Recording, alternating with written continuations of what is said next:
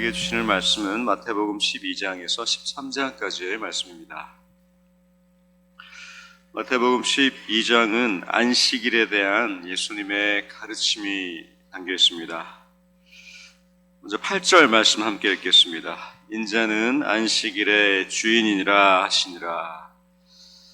12장은 크게 안식일을 바탕으로 예수님께서 이 바리새인들과 그리고 서기관, 제자들에게 가르치고 계십니다.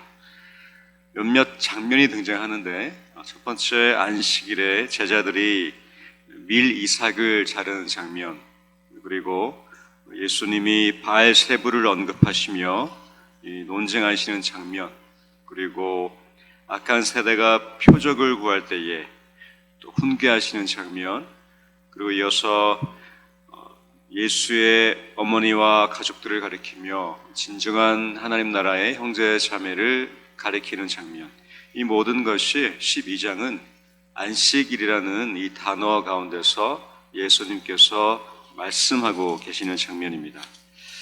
우리가 안식일을 좀 더 이해하기 위해서 바리새인들을 좀 알 필요가 있는데, 바리새인들, 이들은 분리된 자들이라는 뜻을 가지고 있습니다. 원래 바리새인들은 로마 시대의 헬레니즘, 거대한 금상을 숭배하라고 했던 우상 숭배로부터 타협하지 않았던 율법주의자들이었습니다. 그러니까 그 당시에 종교 개혁을 일으켰던 그 유대인들의 훌륭한 분파들이었습니다. 그들은 처음부터 분리주의자, 즉 바리새인들이라고 언급되지 않았는데, 그들이 종교개혁을 일으켰고 우상 숭배로부터 유일신 하나님을 섬기자고 개혁을 일으켰던 그 당시에 깨어 있었던 종교인들이었습니다. 그런데 그들은 점점 변화를 일으켰지만 점점 율법에 치우치면서 결국 변질되었습니다.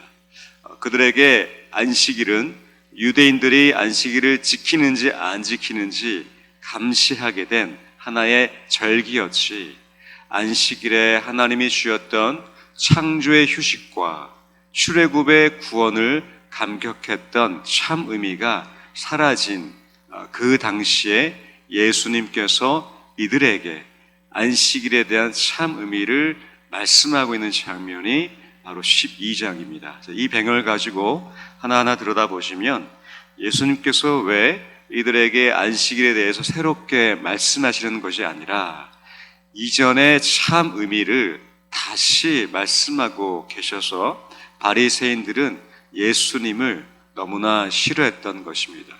그 당시에 안식일, 유대인들에게 안식일, 바리새인들에게 안식일은 그들이 선민사상, 하나님이 택하셨고, 그리고 이 당시에 언제 오실지 모르는 메시아를 기다리며 그들이 꿈꿨던 것은 진정한 안식일, 즉 그들의 민족의 자유, 그러니까 그들의 조상들을 출애굽시켰던 하나님의 그 애굽 백성들로부터 자유케 하신 그 진정한 자유를 이 바리새인들과 유대인들은 이 로마 시대로부터 진정한 자유를 구하는 것이, 얻는 것이 이들에게는 안식일이었습니다.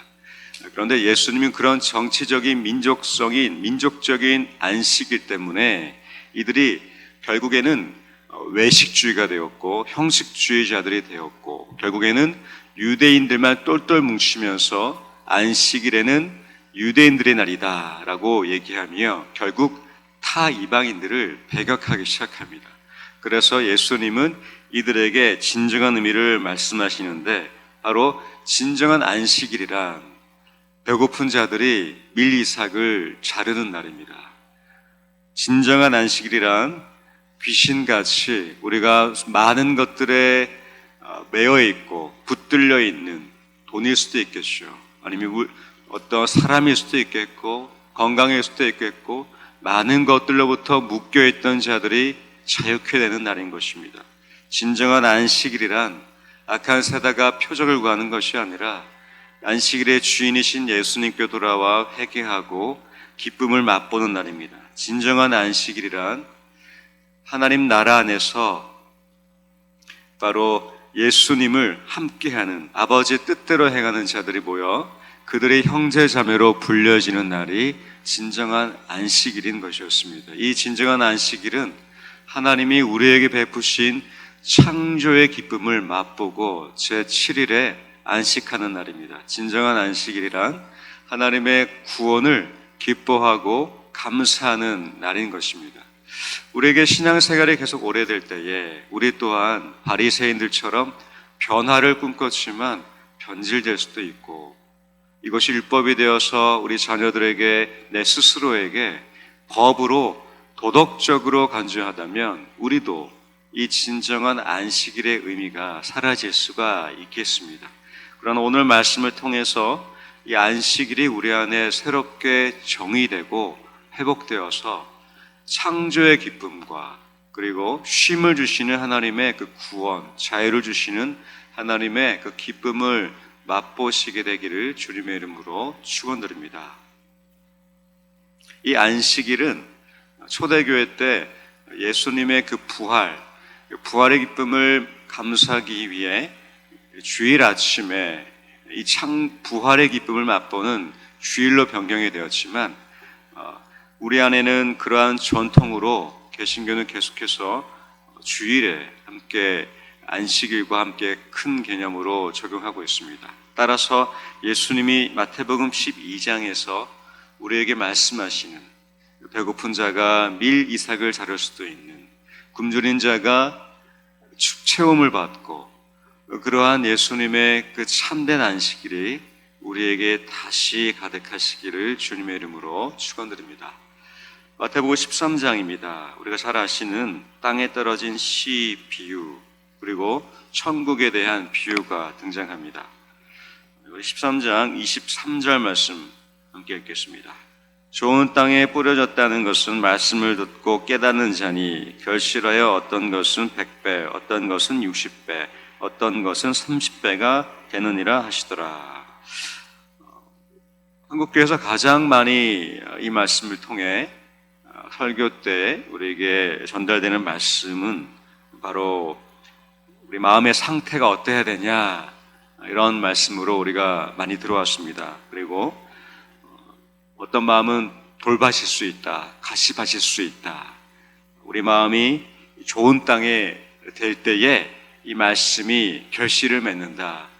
이렇게 우리가 많이 도전과 또 교훈을 들어왔던 말씀의 본문입니다. 오늘은 이 마태복음 13장을 씨 뿌리는 자, 이 천국 비유까지 쭉 연장해서 보시면 하나님의 이 말씀, 그리고 천국, 하나님 나라, 이 말씀과 하나님 나라가 이어지는 것을 볼 수가 있는데, 우리 31절, 32절도 함께 읽겠습니다. 또 비유를 들어 이르시되 천국은 마치 사람이 자기 밭에 갖다 심은 겨자씨 하늘과 같으니 이는 모든 씨보다 작은 것이로되 자란 후에는 풀보다 커서 나무가 되매 공중의 새들이 와서 그 가지에 깃드이느니라. 마태복음 13장은 결론적으로 예수님께서 이 비유를 계속해서 이어서 말씀하고 계십니다. 그러니까 땅에 떨어진 씨 비유와 그리고 겨자씨 비유, 그리고 누룩 비유, 가라지 비유, 계속해서 예수님이 비유하시는 것은 초점은 우리의 마음 상태라기보다는 사실 하나님 나라에 대한 비유가 더 초점이 갖고 계십니다. 하나님 나라는 그렇습니다. 이 말씀이 우리 가운데에 뿌려지고 씨앗처럼 우리 마음밭에 뿌려지는데, 우리의 마음밭이 가시밭길일 수도 있습니다. 우리의 마음밭이 돌밭일 때도 있고 좋은 밭이 되었다가 또 가시밭길이 될 수도 있고, 그런데 그 말씀은 겨자씨같이 작지만 결국엔 큰 나무가 된다는 것입니다. 그 씨는 아주 작게 우리에게 마치 말 속에 갖다 놓았던 그저 조그만 누룩 같지만 결국 부풀어서 굉장히 커진다는 것이죠. 그것이 예수님이 말씀하시는 바로 씨앗과 그리고 천국 비유인 것입니다. 하나님 나라는 그렇습니다. 하나님 나라는 우리의 마음밭이 어떠할지라도 확장됩니다. 하나님 나라는 우리의 마음밭이 때로는 좋지 않을지라도 그 겨자씨 같지만 결국 큰 나무가 되어서 새들이 와서 그 나무의 그 그늘에 쉼을 얻는, 그 나무에 깃들이게 되는 그것이 하나님 나라입니다. 우리 안에 마음밭이 좋지 않고 부족하고 여길지라도 이 하나님 나라는 결코 우리의 마음밭의 상태에 따라 제한될 수 없는, 확장되고 커지는 그런 겨자씨만한 그런 작은 한 알의 씨앗이 커지는 것이 하나님 나라인 것입니다. 그래서 예수님께서 계속해서 세 가지 비유를 통해서 천국을 설명하십니다. 감추인 보화 같고 진주 같고 그리고 그물 같고, 이런 비유를 통해서 결국 이 듣는 자들에게는 알아들을 수 있도록, 그러나 이 수수께끼 같은 이 말씀을 통해 드러내지 않는 것은 결국 예수님이 이 십자가의 길, 결국 이 땅에 오신 이 구속의 사명을 다 완수하기 위한 하나님의 수수께끼 같은 이 비유를 계속해서 말씀하고 계십니다. 이 씨앗과 겨자씨 비유, 천국 비유를 통해서 우리 안에 뿌려진 이 말씀, 열매 맺고 또는 열매 맺지 못할지라도 하나님 나라는 우리를 통해 이 겨자씨가 큰 나무가 되는 것처럼 우리 안에 큰 나무로 성장해서 하나님 나라가 계속해서 이루어지고 확장될 것입니다. 그 나무 안에 우리의 가족과 우리의 형제자매들, 우리 주위 사람들이 그 나무에 깃들어서 쉼을 누리고 함께 거주하며 하나님 나라에 동참하게 되는 그 축복이 우리를 통해 펼쳐지고 있음을 다시 한번 믿으시며, 하나님의 말씀이 내 안에 뿌려졌고 계속해서 그 말씀이 하나님 나라로 확장되는 그 놀라운 하나님의 그 운동, 하나님 나라 운동에 동참하시길 주님의 이름으로 축원드립니다. 이제 마태복음 12장, 13장 말씀을 경청하겠습니다. 주의 말씀은 내 발의 등이요 내 길의 빛이십니다. 아멘.